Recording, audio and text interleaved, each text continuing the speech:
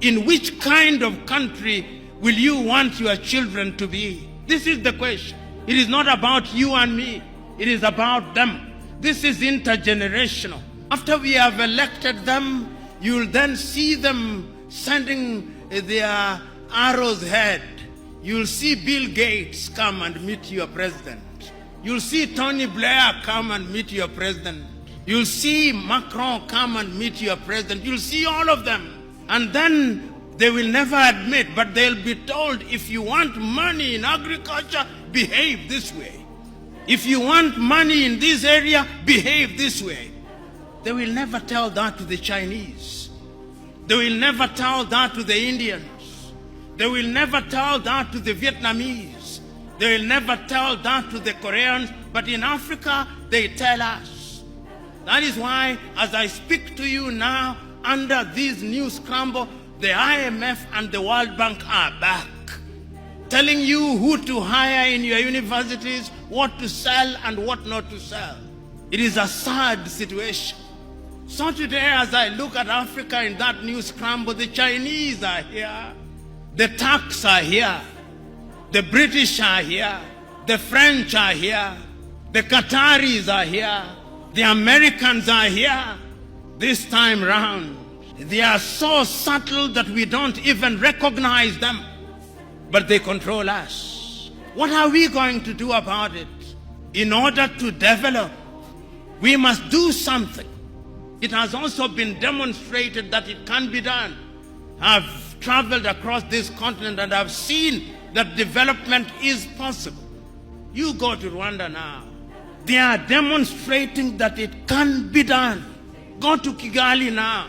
See what they are doing in the health sector in their own small way. See how they are collaborating in the area of mobile telephony in their own small way. It can be done. I've been to Botswana and I've seen what they are doing in their own small way. I've been to Mauritius, see what they are doing in their own small way. And they do not have the resources that other countries have. And I'm giving this example to say that indeed it can be done, and it can be done within the continent of Africa. So what we must do is to begin to pull together. We have 55 telephone access codes. Nigeria 234, Ghana 233, Kenya 254, Tanzania 255, Uganda 256, Zambia 260, Zimbabwe 263. How can we, in this day and age, you cross into Benin, you cross into Togo, you cross into Guinea-Bissau, you have a different internet connectivity. Why can't Africa have a single satellite and a single telephone code, so that when I travel from Mogadishu in Somalia to Dhaka in Senegal, like the Chinese do, like the Americans do, like the Indians do, we can have the same, because communication is critical to development. And I'm saying this, part of my agenda is to prick your conscience with live examples, that you may go out there irritated, but irritated to do the right thing. And I'm suggesting that indeed, when we talk about development, this is what we must do.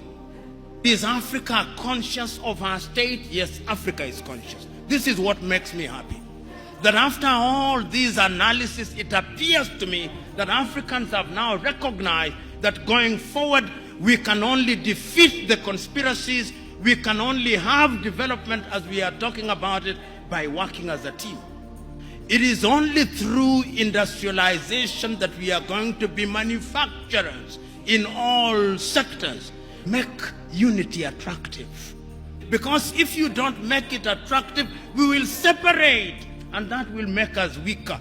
You are here, maximum 40 years, you will have gone upstairs.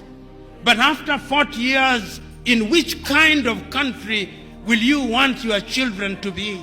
This is the question. It is not about you and me. It is about them. This is intergenerational. Africa must change. Africa can change. And it can only change if we change our minds. And our minds we must change.